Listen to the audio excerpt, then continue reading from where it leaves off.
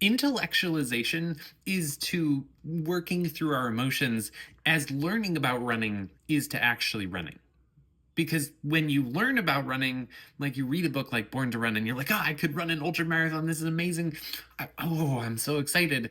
But then you actually get out there and you run. And 30 seconds in, you're like, and you're gasping and everything hurts. And you're like, oh my goodness, this is so hard.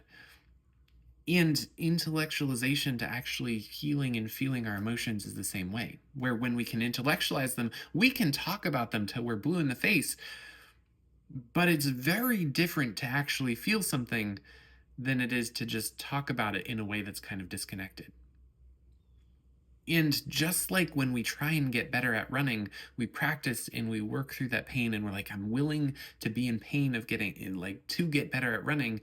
When we're willing to practice actually feeling our emotions instead of just cognitively thinking about and talking about them, it's hard and uncomfortable, but it gets better.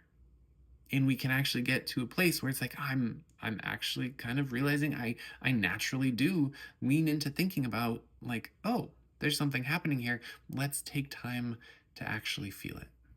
Let's take time to notice what's going on, how it's impacting my body, and allowing it to be present. And I'm not saying it's always easy, because it's not always easy even when you've practiced a lot, but it's still really important to take that step to go from just reading about running to actually running, to go from thinking about and talking about your emotions to actually feeling them, because that's what actually makes the difference.